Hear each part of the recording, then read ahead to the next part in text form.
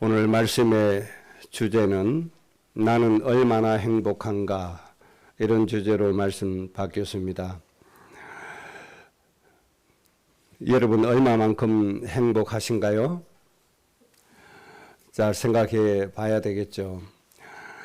정상적으로 얘기하면 여러분들이 매일같이 마음속에 기쁨이 샘솟듯 넘쳐나야 됩니다. 그래서 근심도 사라지고 염려도 사라지고 모든 인생의 슬픔 질고가 사라져야 정상적으로 살아가는 겁니다. 하나님의 자녀이기 때문에 그런 거죠.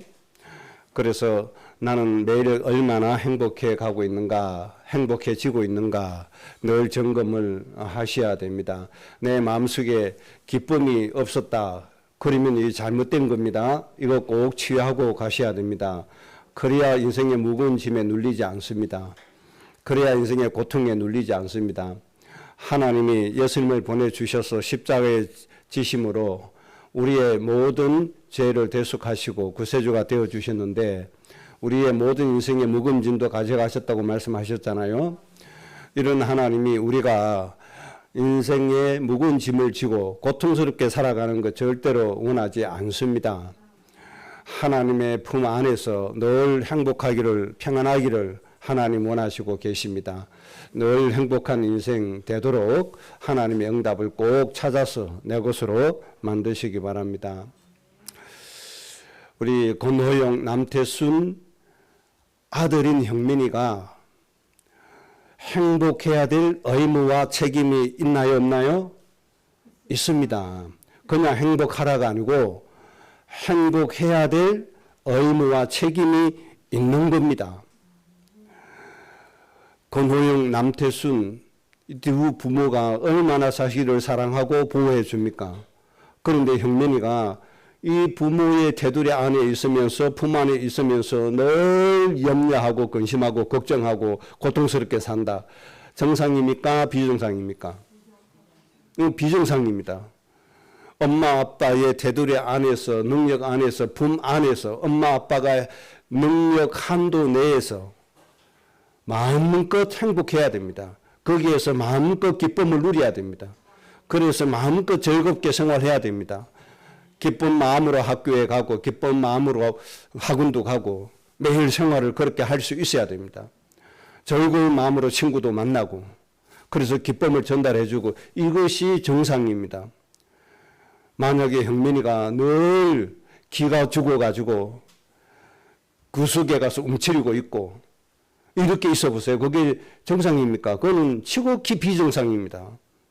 그거는 엄마 아빠의 사랑을 모르는 겁니다. 그렇게 살면 안 돼요. 하나님이 우리를 자녀 삼아 주신 것을 꼭 믿으시기 바랍니다. 그래서 우리는 늘 행복할 수 있어야 되는 겁니다. 그게 정상입니다. 내 마음속에 기쁨이 있어야 됩니다. 꼭 이 행복을 찾아서 내 것으로 누리시기 바랍니다. 그러면 왜 행복하지 못하는가? 행복할 수밖에 없는 조건을 다 가졌는데 왜 행복하지 못하느냐? 그것은 여러 가지 이유가 있지만 제일 큰 이유는 한 가지로 꼽을 수가 있는데 바로 욕심이라고 하는 겁니다. 욕심이 과한 사람, 욕심이 많은 사람은 절대로 만족이 없고 평안함이 없고 안식이 없습니다. 이 욕심이란 것이 행복을 다 빼앗아가는 겁니다. 이 욕심, 이 마음 치료받으면 하나님 자녀이기 때문에 무조건 행복하게 되어져 있습니다. 이 욕심 때문에 다른 사람과 비교합니다. 욕심 때문에 내 남편과 친구 남편 비교합니다. 욕심 때문에 내가 가진 것과 다른 사람이 가진 것 비교합니다. 여기에서 속임을 당해서 평안함을 잃어버리고 안식을 잃어버리고 행복을 다 잃어버리는 겁니다. 우리가 가져야 될 것은 욕심이라고 하는 마음이 아니고 우리가 가져야 될 것은 하나님 자녀로서의 평안함을 가지는 것이 가장 중요한 겁니다. 하나님 자녀의 상속자임을 늘 깨닫고 생각하는 것이 아주 중요합니다.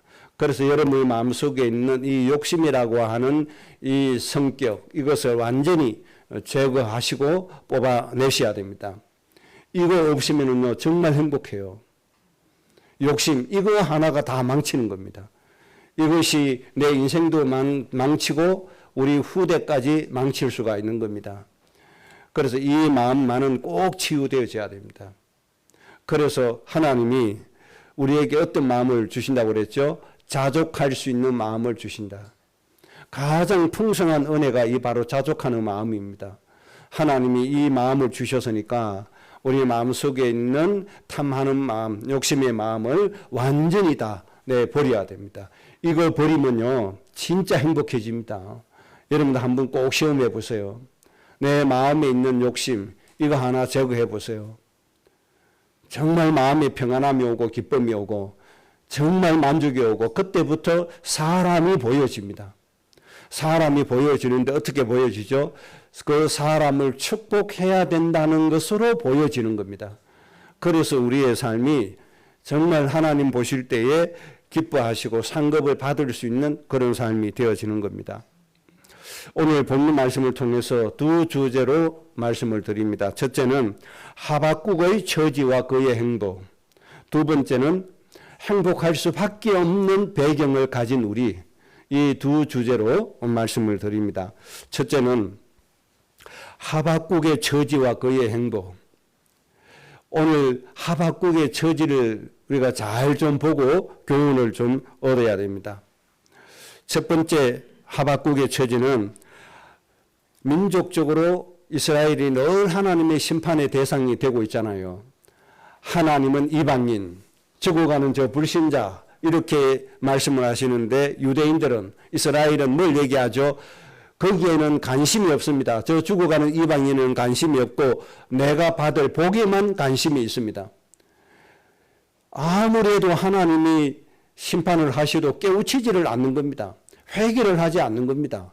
그래서 하나님이 구약시대의 역사는 하나님의 심판이 전부 다입니다. 시작은 하나님의 축복으로 시작입니다. 내가 너를 거부되게 한다. 창대케 한다. 큰 민족을 이룬다. 왕들이 나오게 한다. 그 대신에 너는 무엇을 해라? 죽어가는 저 이방인의 부모가 되라. 이게 하나님의 시작이고 축복이고 전부 다입니다. 그런데 이스라엘이 이것을 거부해버립니다. 거부해버리고 육신의 욕심에 의해서 뭐만 요구합니까? 단무스를 위해서 애국합니다. 내 육신의 복만 추구합니다. 그래서 하나님이 때로는 이 나라 저 나라를 통해서 계속 심판하셔도 그때만 잠깐 하나님 바라볼 뿐이지 또 하나님의 계획을 버리고 축복을 버리고 육신으로 또 돌아갑니다.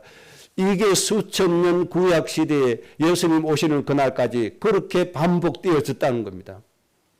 이런 심판의 내용 중에 하나가 오늘 하박국 선지자가 체험한 것은 하나님의 심판의 여파로 인해서 내 창자가 흔들릴 정도다.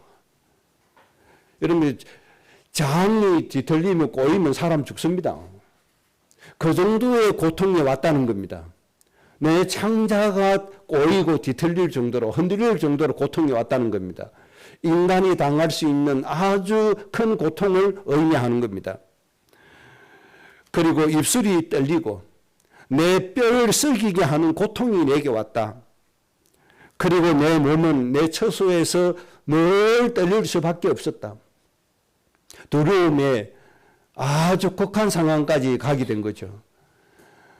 아주 극한 두려움에 빠지면 몸이 나무가지 떨듯이 떨리는 겁니다. 굉장히 위험한 상태에 그렇게 빠지게 되는 겁니다. 지금 하박국의 상태가 이런 상태가 되었습니다. 하나님의 축복을 거역하고 욕심에 빠져서 육신의 복을 추구하는 이스라엘을 하나님이 심판하시는데 그 여파로 하박국은 창자가 흔들렸다 이 말입니다. 입술이 떨렸다는 거예요.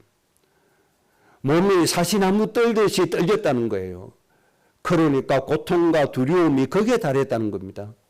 이런 상태에 자기의 생활의 상태가 되어져 버린 겁니다. 그 다음에 두 번째 하박국의 상태는 어떤 상태인가 하니까 무화과 나무가 무성하지 못했다. 나무가 있기는 있는데 잎이 무성하고 꽃이 풍성하게 펴야 되잖아요. 그래야 열매가 많이 맺히잖아요. 그런데 이 무화과 나무가 무성하지를 못해요. 그러면 무슨 얘기입니까? 열매가 없다는 얘기입니다. 이런 상태가 된 겁니다. 이 경제적인 측면에서는 이런 기근이 거기에 달할 수밖에 없는 겁니다. 포도나무에 뭐가 없습니까? 열매가 없다. 나무는 있는데 열매가 없는 거예요. 열매 없는 나무는 있어봐야 소용이 없잖아요. 감람나무에 소출이 없어요. 우리의 양이 없어요. 가축이 있어야 되는데 가축도 없어요. 외양간에 뭐가 없습니까? 소도 없는 상태가 된 거예요. 이렇게 기근이, 이렇게 인생의 고통이 끊임없이 엄습해오는 그런 상황에 처해 있는 겁니다. 이 하박국에게만 있는 것이 아니죠. 하나님의 축복을 받은 모든 이스라엘 백성들에게 이 상태가 되어졌다는 겁니다. 자, 이 정도 되면 어떻겠습니까? 몸은 창자가 흔들려야 되고 내 모든 몸은 사시나무 떨도 떨어야 되고 이런 상태인데 무슨 거기에 행복이 있고 무슨 평안함이 있고 거기에 무슨 기쁨이 있겠습니까? 거기에 무슨 즐거움이 있겠습니까? 있는 것은 뭐밖에 없어요? 고통밖에 없는 겁니다. 그게 정상적이고 당연한 그런 결과가 아니겠습니까? 그런데 이 하박국 선지자는 이것을 초월해 버린 겁니다.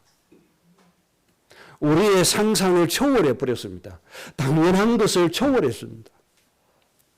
그래서 이 하박국 선지자는 이런 상태가 맞는데 내 처지가 이런 처지인데 나는 내 영적인 상태는 어떤 상태냐? 그것을 지금 말씀하고 있는 겁니다. 첫째, 뭐라고 얘기하고 있습니까? 나는 여호와로 말미암아 즐거워하며 이렇게 오늘 고백하고 있는 겁니다. 나에게는 경제의 소출이 하나도 없다. 경제의 이익이 하나도 없고 수익이 하나도 없다. 내 환경은 고통 그 자체다.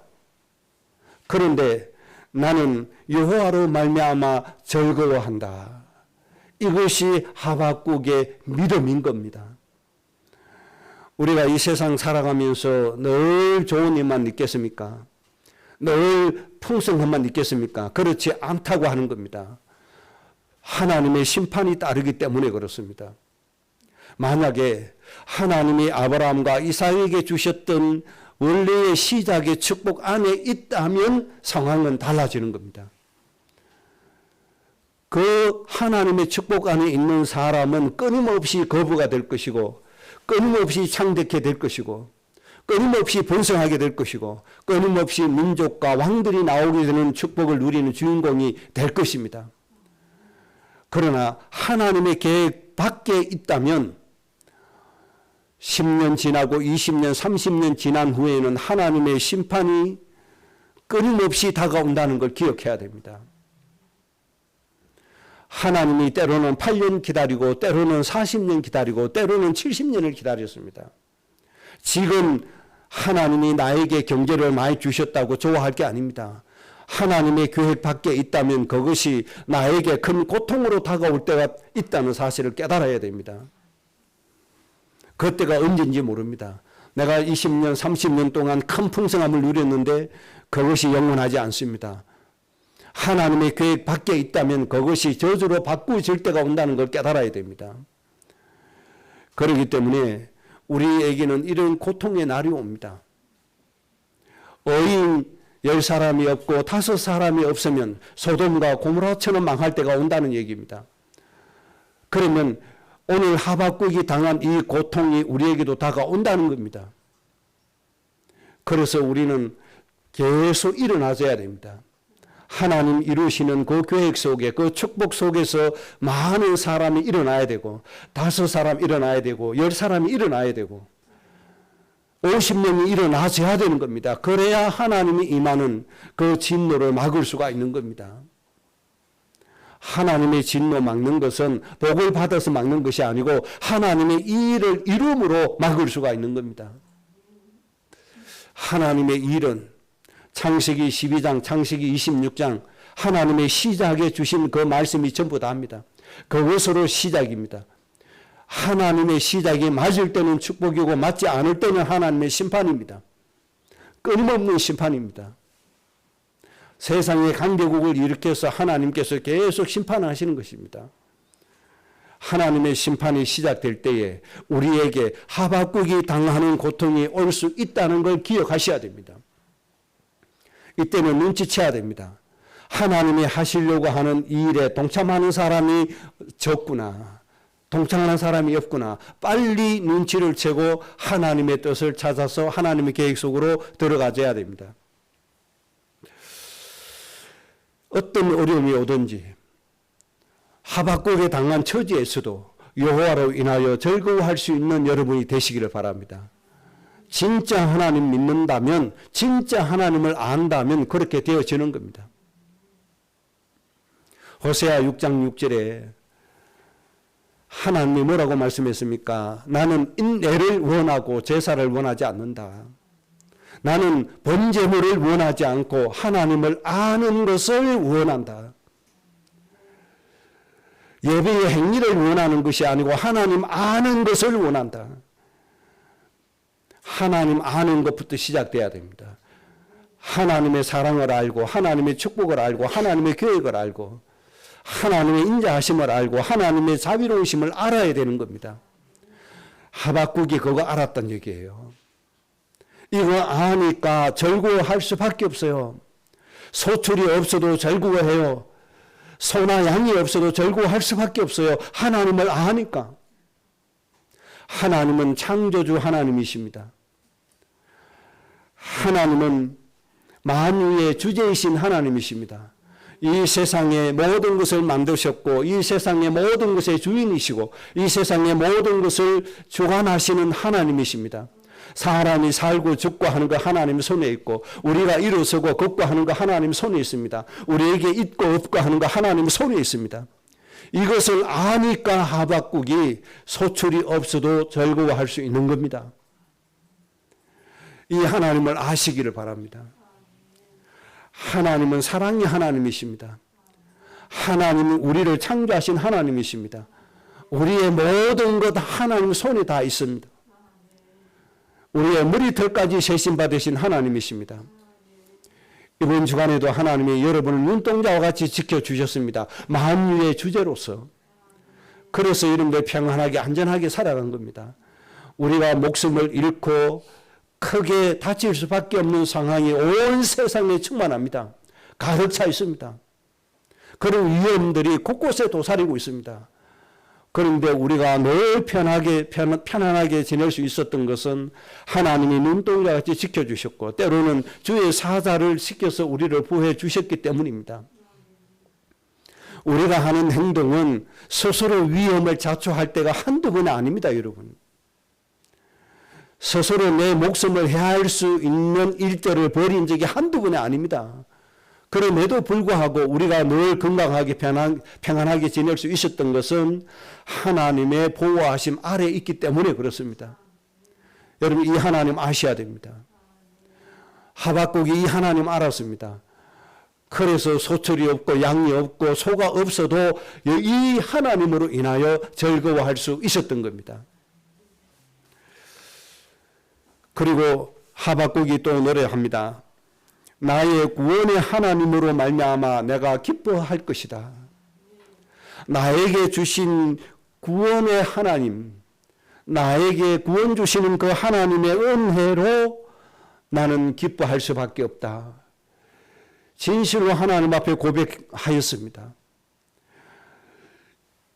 하박국의 이 두 가지의 고백이 진정한 인생의 행복입니다. 이 정도로 하나님을 알았다 그러면 인생에 문제가 있을까요? 없을까요? 문제가 있을 수가 없습니다. 우리가 흔히 쓰는 말대로 모든 문제 해결되어지는 겁니다. 우리의 삶이 거룩한 사람이 되어질 겁니다. 하박국의 삶이 이 정도로 하나님을 알고 하나님 때문에 기뻐하고 즐거워하는데 타락한 삶으로 가겠습니까? 날마다 더 경건하게 날마다 더 하나님을 경외하며 그렇게 살아가게 될 것입니다.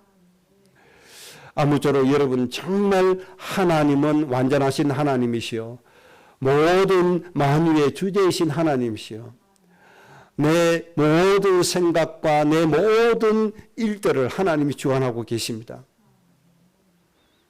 마귀는 우리를 고통스럽게 하고 죽이고 망하게 하는 거지만 하나님은 우리를 행복하게 축복되게 우리를 이끌어 가십니다. 그래서 하나님의 계획 속에 우리를 이끌어 들어서 복의 근원이 되게 하시고 우리 때문에 이 땅에 죽어가는 모든 영혼이 살아나도록 하나님 그 일을 진행하게 될 겁니다. 그래서 여러분 어떤 존재입니까? 여러분 때문에 여러분과 함께 하는 사람, 여러분과 관계된 모든 사람이 끊임없이 복을 받아가게 될 겁니다. 여러분들 가정에서 가족이 서로 복된 존재가 되어져야 되는 겁니다. 아들은 아버지에게 복된 존재가 돼야 되고 딸은 어머니에게 복된 존재가 돼야 되고 남편은 아내에게 복된 존재가 될 것이고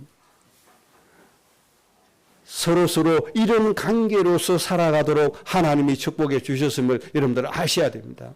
그런 존재로 하나님이 축복해 주실 겁니다. 두 번째 주제입니다. 그러면 우리가 하박국처럼 즐거워하고 기뻐하고 행복할 수밖에 없는 이유가 뭐냐 하는 겁니다.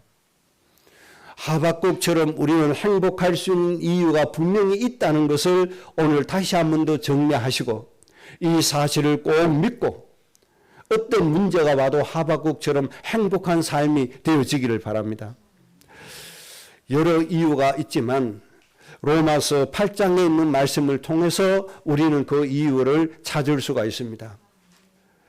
그래서 이번 주간에 여러분들 성경 읽기 하실 때 로마서 8장을 읽으시면서 노트에 쓰시기를 바랍니다. 이번 주간은 로마서 8장입니다. 정독을 하면서 반드시 노트에 쓰셔야 됩니다. 그러면 하나님께서 우리에게 어떤 은혜를 주셨는지 다시 한 번 더 여러분들의 마음속에 영혼 속에 정리가 되어질 겁니다. 그래서 여러분들의 인생이 로마서 8장 말씀 위에 든든히 서가는 그런 인생이 되시기를 주의 이름으로 축복합니다. 우리가 행복할 수밖에 없는 이유는 여러 가지 있습니다. 첫째는 하나님의 영을 따를 수 있는 사람이 되게 해 주셨습니다. 하나님의 영을 따를 수 있는 사람이 되게 해 주셨다는 겁니다. 이것이 우리가 행복할 수 있는 중요한 이유가 되는 것이고 원인이 되는 겁니다. 이것이 뭐가 그렇게 중요하느냐? 아주 중요합니다. 육신을 따르는 자는 육신의 일을, 영을 따르는 자는 영의 일을 생각하게 된다고 말씀하고 있습니다. 영을 따르는 자는 반드시 하나님의 영적인 일을 생각하게 되어 있고 영을 따를 수밖에 없는 상태가 되는 겁니다. 반대로 육을 따르는 자는 육신의 일을 끊임없이 도모하고 욕심에 빠집니다. 그러면 이 육신의 일, 육신의 생각이 우리 인생에 도움이 되느냐? 도움이 되면 괜찮은데 절대로 도움이 되지 않습니다. 뭐라고 말씀했습니까? 육신의 생각은 사망이다. 육신의 생각은 사망이라고 했습니다. 창세기 6장에 하나님의 사람들이 육신이 되었기 때문에 창세기 이래로부터 지금까지 한 번도 일어나지 않았던 대재앙이 터지고 맙니다. 150일 동안 하늘에서 물이 떨어지고 땅에서 샘물이 터져서 온 지구에 있는 모든 생명을 다 멸절시켜 버리십니다. 육신의 생각이 이렇게 무섭습니다. 육신의 생각은 사망입니다. 그래서 우리로 하여금 육신의 생각을 따르지 않고 영을 따르게 하신 이 축복이야말로 어마어마한 축복임을 여러분들 깨달으셔야 됩니다. 하나님 일을 생각할 수 있는 이 생각이 진짜 축복 중의 축복임을 알으셔야 됩니다. 영을 따르는 자로 살아갈 수 있게 하나님이 축복해 주셨다는 겁니다. 그래서 우리는 행복할 수밖에 없어요. 영을 따름으로 하나님의 일을 따름으로 하나님의 일을 위해서 살게 되기 때문에 우리를 하나님이 거부로 만드실 것이고 창대하게 하실 것이고 세상을 정복하고 다스리게 하실 것이고 세상의 권세자 통치자 머리 위에 서게 하실 겁니다. 그리고 육의 생각은 하나님과 원수가 되고 하나님께 복종할 수 없다고 말씀해 주셨습니다. 그래서 육의 생각이 아닌 영의 생각을 따를 수 있는 이 축복이 가장 큰 축복임을 하나님 앞에 고백하시기 바랍니다. 그래서 여러분들이 늘 영의 생각으로 사시기 바랍니다. 어떻게 하면 하나님의 은혜를 받을까? 어떻게 하면 말씀이 내게 성취될까? 어떻게 하면 하나님의 백성을 살릴까? 어떻게 하면 저 죽어가는 영혼을 내가 도울까? 어떻게 하면 이 지역에서 죽어가는 저 사람을 복되게 할까? 이 고민과 생각을 늘 하시기를 주의 이름으로 축복합니다. 이 생각 가운데 하나님의 엄청난 축복이 와진다는 사실입니다. 그리고 두 번째 이유입니다. 우리를 사랑하시는 그 사랑 때문에 모든 것을 넉넉히 이기게 된다고 말씀해 주셨습니다. 하나님의 사랑이 얼마나 지극하고 큰지 이 사랑 때문에 우리에게 있는 모든 원수 문제를 우리가 넉넉히 이기게 된다고 말씀해 주셨습니다. 하나님의 사랑이 이렇게 큽니다. 그런데 중요한 건 이 하나님의 우리를 향하신 하나님의 사랑을 끊을 존재가 세상에 있습니까? 없습니까? 아무도 없다. 아무것도 없다고 말씀했습니다. 어떤 정치적인 세력도 우리를 향하신 하나님의 사랑 끊을 수 없다. 이 세상에 그 어떤 존재도 끊을 수 없다. 천사도 끊을 수 없다. 악한 마귀 사탄도 끊을 수 없다. 내가 하나님 앞에 실수해서 넘어지는 연약함도 때는 연약해서 하나님께 불순종하는 그 불신앙도 나를 향하신 하나님의 사랑을 끊을 수가 없다. 그래서 우리는 하나님의 이 사랑 때문에 인생의 모든 문제로부터 원수로부터 넉넉히 이길 수밖에 없다는 겁니다. 하나님이 이 축복을 우리에게 이미 허락해 주셨습니다. 이미 완성해 주신 겁니다. 우리는 이 하나님의 사랑 안에 있습니다. 그래서 우리의 양이 없고 송아지가 없고 포도나무에 열매가 없고 소출이 없고 그렇게 한다고 할지라도 우리는 여호와로 인하여 즐거워할 수밖에 없고 하나님이 주신 구원으로 인해서 기뻐할 수밖에 없다는 겁니다. 여러분은 이런 행복으로 매일의 삶이 되어지시기 바랍니다. 세 번째 이유입니다. 우리가 무능하고 무식하고 우리가 연약하고 우리가 게으른 줄 아시고 하나님 우리에게 주신 응답이 있는데 바로 하나님의 영 성령이십니다. 우리가 게을러서 기도하지 않으니까 우리가 연약해서 기도 못하니까 이 하나님이 성령을 주셔서 우리를 대신해서 기도하게 해 주시는 겁니다. 우리가 무지해서 모르니까 하나님 우리에게 지혜를 주셔서 모든 원리와 이치와 사물을 가르쳐 주시는 겁니다. 우리가 돈에서 하나님의 말씀을 묵상하지 못하니까 하나님의 성령을 통해서 말씀이 생각나게 해 주시는 겁니다. 이 성령의 도우심으로 인해서 우리의 인생이 생활이 점점 더 풍성해지고 하나님께서 보실 때 축복의 삶으로 정상의 삶으로 되어져 가는 겁니다. 이 성령의 응답이 모든 사람에게 다 주어져 있습니다. 예수님을 영접하는 순간 이미 하나님의 성령이 우리 몸 안에 임재해 계십니다. 한번 우리 안에 오신 이 성령께서는 절대로 떠나가지 않습니다. 영원히 나와 함께 계십니다. 내가 넘어질 때도 나와 함께 계십니다. 하나님이 이 성령을 우리에게 주셨기 때문에 하박국과 같은 처지를 환경을 당한다고 해도 우리는 여호와로 인하여 즐거워할 수 있고 기뻐할 수가 있는 겁니다. 이런 행복을 여러분들 꼭 찾아서 누리시기 바랍니다. 그 다음 네 번째 이유는 우리가 때로는 잘할 때도 있고 못할 때도 있습니다. 우리가 믿음으로 행할 수도 있고 인본주의로 행할 수도 있습니다. 이러한 우리의 모든 행위들을 모아서 하나님은 무엇을 만들어 놓습니까? 하나님의 목적과 선을 이루도록 하나님이 그렇게 우리를 축복해 주십니다. 모든 것이 협력하여 하나님의 선을 이루도록 하나님이 그렇게 축복해 주신 겁니다. 그 다음 5번째 이유입니다. 나의 배경이 하나님이시기 때문에 나를 대적할 자가 없다고 하는 겁니다. 내 배경은 하나님이십니다. 하나님이 우리를 위하시는 것이 나의 배경입니다. 하나님을 나를 위하신다고 했습니다. 그렇기 때문에 나를 대적할 자, 나를 넘어뜨릴 자, 나를 공격한다고 해도 나를 이길 자는 아무도 없다는 겁니다. 악한 마귀 사단이 아무리 우리를 향해서 불화살을 쏜다고 할지라도 하나님이 우리와 함께 하시기 때문에 마귀가 우리를 이길 수가 없는 겁니다. 6번째 이유입니다. 예수님의 성령의 법이 죄와 사망의 법에서 우리를 완전히 해방시켜 주셨습니다. 그래서 죄의 결과, 사망의 결과 때문에 우리에게 오는 모두 저주, 재앙은 완전히 끊어졌다는 하는 사실입니다. 죄와 사망 때문에 오는 결과는 우리하고는 이제 전혀 상관이 없어졌습니다. 그렇기 때문에 하박국과 같은 처지에 처한다고 해도 우리는 여호와로 인하여 즐거워할 수가 있는 겁니다. 우리에게 주시는 구원 때문에 기뻐할 수 있는 겁니다. 이런 축복 놓치지 말고 꼭 누리시기를 바랍니다. 7번째 이유입니다. 하나님을 믿고 예수님을 영접하고 하나님의 자녀가 된 순간에 우리에게는 하나님께서 하나님의 양자의 영을 주십니다. 우리는 이 하나님의 양자의 영을 받았기 때문에 하나님을 어떻게 부릅니까?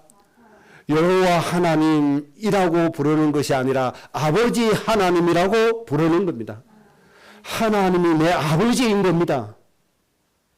이 얼마나 놀라운 사실입니까? 하나님이 남의 하나님이 아니요 나의 아버지 하나님이라고 하는 겁니다.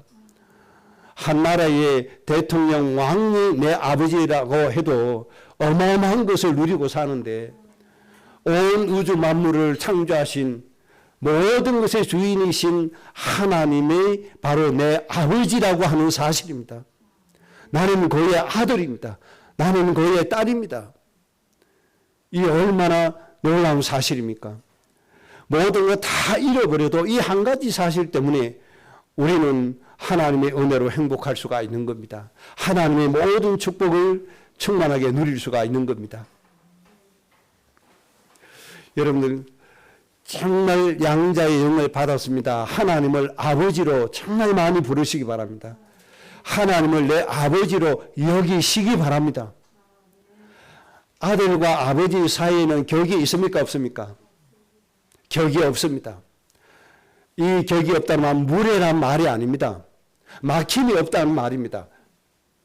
너무너무 친절하고 모든 것을 주고받을 수 있는 그런 관계입니다.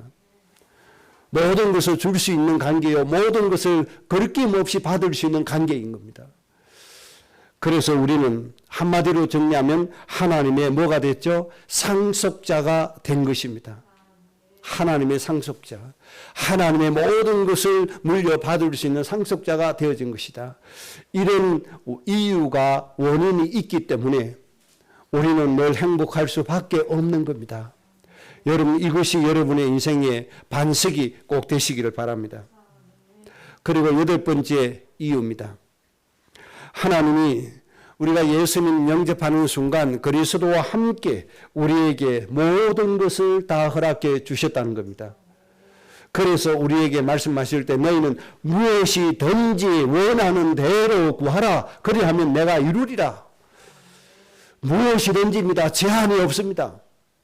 원하는 대로 구하라고 하는 겁니다. 여러분들 마음껏 구하시기 바랍니다. 여러분들 마음껏 하나님 앞에 원하시기 바랍니다. 이 세상에 70억의 영혼을 내가 살릴 수 있는 그 은혜를 원하시기 바랍니다. 이 땅에 고통받고 죽어가는 한 나라를 살릴 수 있는 그 응답과 은혜를 원하시기 바랍니다. 하나님께서 그리스도와 함께 모든 걸 다 주셨다고 말씀했습니다. 우리는 이 은혜의 주인공들이기 때문에 행복해질 수 있는 것입니다. 그래서 우리에게는 인생에 문제가 있습니까? 없습니까? 인생에 문제가 없습니다. 결론입니다. 하박국의 결론을 나의 결론으로 삼으면 되겠습니다. 19절에 하박국이 이렇게 결론 지었습니다. 주 여호와는 나의 힘이시라. 이것이 여러분의 인생의 결론 되시기 바랍니다. 주 여호와 하나님, 나를 양자로 삼아주신 하나님이 바로 여러분의 힘이 되시기를 바랍니다. 그래서 여러분 힘으로 하려고 하지 마시고 계속 누구의 이름을 불러야 돼요. 주 예수 그리스도의 이름을 부르시고 주 여호와의 하나님의 이름을 부르시기 바랍니다. 나를 아들로 삼아주신 아버지를 부르시기 바랍니다. 이때 하나님이 우리의 힘이 되어주신다는 사실입니다. 그리고 하나님이 하박국의 인생을 어떻게 만들어 주셨습니까? 나의 발을 사슴과 같게 하사, 그렇게 말씀해 주셨습니다. 사슴이 뛰는 모습을 연상하시면 되는 거죠. 사슴이 얼마나 경쾌하게 뜁니까? 우리의 인생이 그렇게 되게 하신다는 겁니다. 무거운 짐에 질러 있는 것이 아닙니다. 얼마나 하나님 우리에게 자유를 주시고 평강을 주셨는지, 우리의 기쁨이 얼마나, 즐거움이 얼마나 넘치는지 사슴같이 뛰게 된다고 하는 것입니다. 하나님이 우리의 인생을 이렇게 만들어 주시는 겁니다. 여러분이 기대하시기 바랍니다.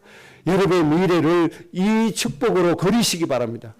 하나님이 나에게 주실 미래입니다. 하나님이 이 축복을 놓고 우리를 이끌어 주시는 겁니다. 그리고 세 번째, 하박국이 이렇게 고백했습니다. 나의 높은 곳으로 다니게 하시리로다. 나의 높은 것, 이게 무엇인가 하니까 하나님이 아브라함에게 주신 복의 근원이 나의 높은 것이고 천하 만민을 복되게 하신다는 것이 나의 높은 것이고 모든 민족의 아버지 어머니가 되게 하신 것이 나의 높은 것이고 골로새서에 있는 말씀처럼 세상의 통치자 권세자 머리 위에 서게 하신다는 것이 나의 높은 것이고 골로새서 2장 15절 말씀처럼 세상의 통치자 권세자를 내 무릎 앞에 무력화시킨다는 것이 나의 높은 것임을 믿으시기 바랍니다. 하나님이 나의 높은 곳에 다니게 하신다. 이 말씀이 뭡니까? 다니게 하신다는 건 성취하신다는 뜻입니다. 하나님이 이루신다는 것입니다. 바벨론 포로로 잡혀간 이스라엘 민족들에게 하나님이 말씀해 주십니다. 작은 자가 천을 이루고 약한 자가 강국을 이룰 것이다. 때가 되면 나 여호와가 속히 이루리라. 이 말씀과 같은 겁니다. 나 여호와가 속히 이루리라. 높은 곳에 다니게 하신다. 나 여호와가 속히 이루게 하신다. 같은 말씀입니다. 하나님이 이루게 하십니다. 여호와는 여러분의 힘이십니다. 여러분의 인생을 사슴같이 뛰게 하실 겁니다. 여러분의 높은 곳에 다니게 하실 것입니다. 마음껏 하나님의 이 축복을 누려서 창세기 1장 28절 말씀이 성취되도록 하나님 앞에 늘 예배가 되어지시기 바랍니다. 그래서 온 나라와 온 세상을 하나님의 생명의 말씀으로 정복하고 다스려서 하나님의 모든 백성을 살리는 진정한 축복의 삶을 누리는 그러한 인생 되시기를 주의 이름으로 축복합니다. 합심으로 기도하십시다. 오늘 하나님 주신 말씀대로 우리의 인생이 되게 해달라고 합심으로 기도합니다. 하나님